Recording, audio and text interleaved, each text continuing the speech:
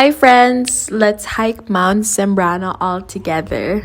From Life Homes Pasig, nag-jeep kami patanay. As you can tell, sobrang excited ng friend ko. Nag 7-Eleven muna kami. And then nag-tricycle kami hanggang Barangay Malaya.